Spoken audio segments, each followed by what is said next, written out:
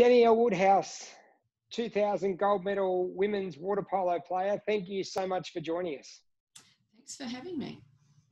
Let's go right back to 1993 when Sydney was announced as the Olympic destination for 2000. That must have been mixed emotions for you, knowing that women's water polo wasn't included yet.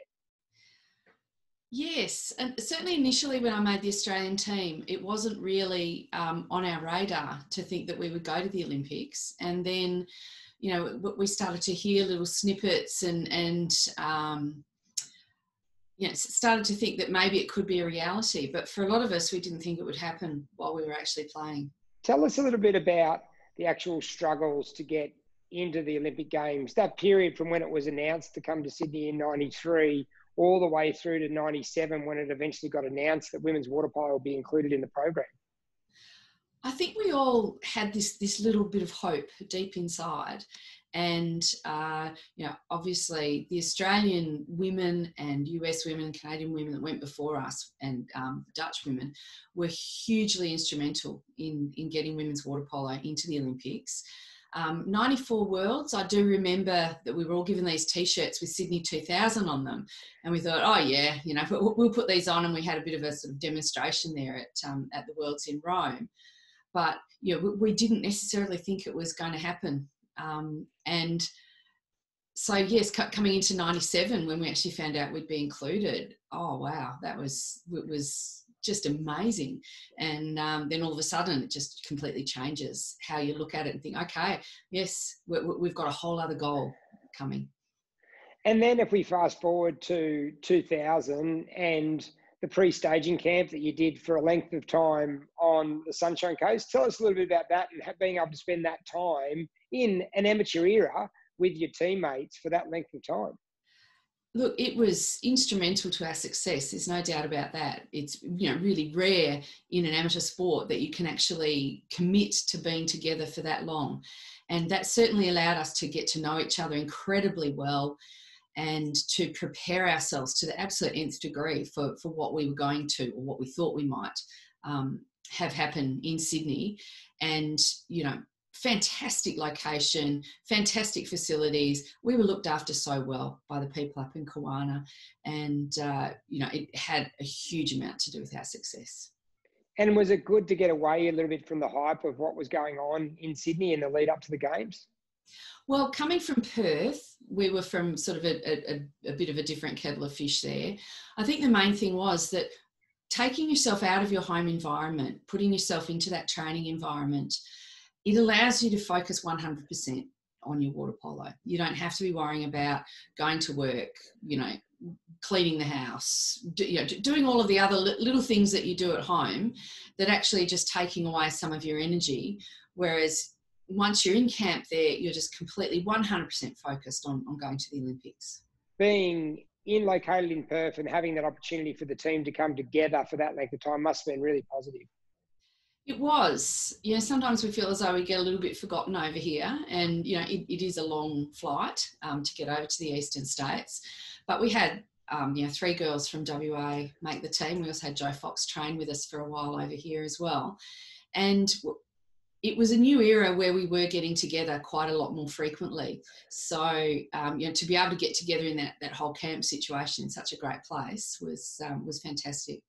And you got the opportunity to play a world championship, not only in your home country, but your hometown as well. Yes, that's right. Yeah, the 98 Worlds here in Perth. It was quite amazing having the support from, the home crowd, and also sort of being part of that whole multi-sport type event. Going to Rome, we were still sort of in our water polo bubble a bit. But when it was here in Perth and it was in a familiar place and, we knew where everything was happening, we really felt a lot, part of that bigger Australian team.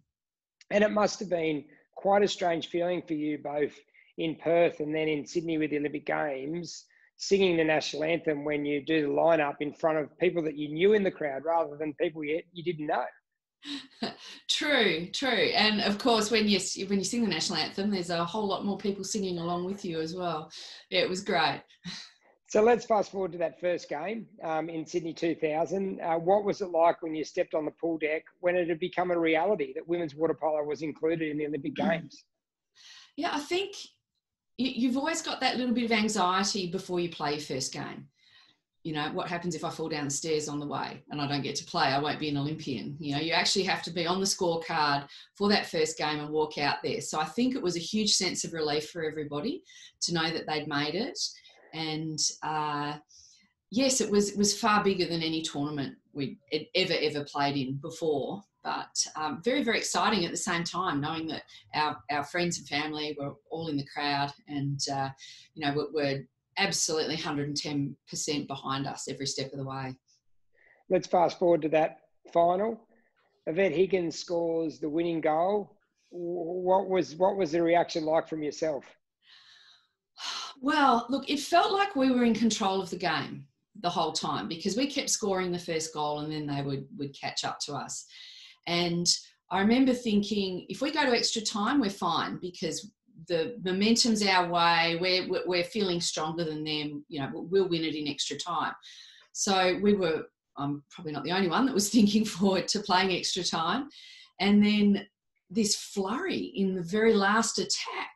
And we didn't quite know what was happening or happened. And we think, oh, I think we've scored. But my main thought, because I was on the bench at the time, was like, no one's allowed to jump in. Because if you jumped in before the actual end of the game, before the siren had gone, that was going to be a penalty to the US. So I felt like I was sort of making sure that, you know, holding everyone back, making sure that no one was going to actually jump in early. And we're like, have we won? I think we've won. And we had to wait for that, you know, the siren to actually go.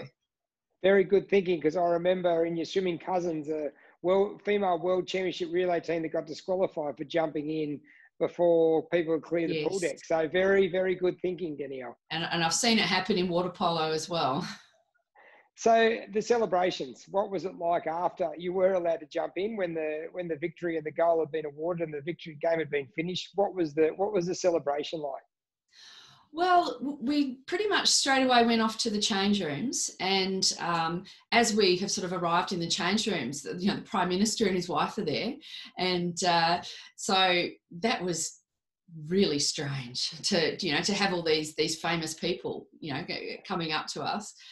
You know, we had a bit of time to get used to the idea and sort of prepare ourselves and like, right, we're going out to get the gold medal now.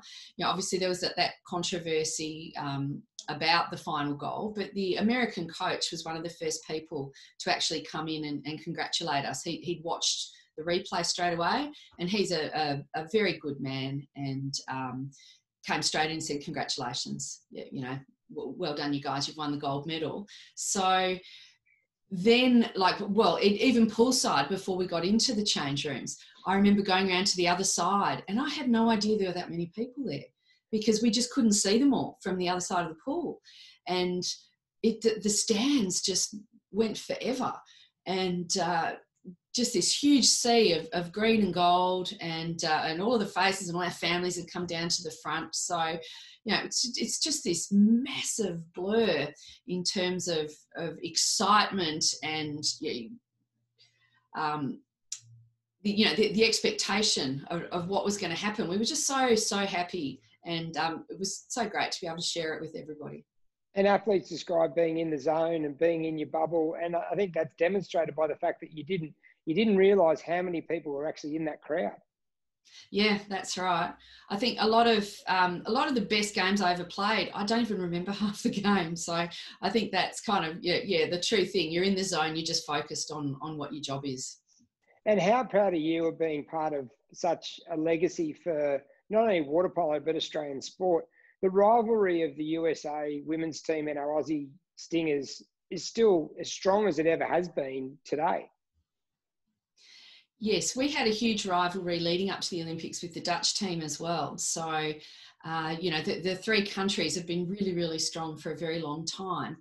And the actual enormity of being not only going to the Olympics, but winning the first gold medal, I think it's still coming to bear now, that you talk to kids, you talk to some of the girls in the Australian team now who say that they were inspired by watching the Olympics in 2000. So I think we don't actually realise the scope of what it is, and I'm still learning it now. Deb Watson tells a story that she thinks she's met every one of the 16,000 people that were in that stadium that night. How many do you think you've met since 2000? Probably close. And I've heard the stories of where every other single person in Australia was at the time as well. So that's great.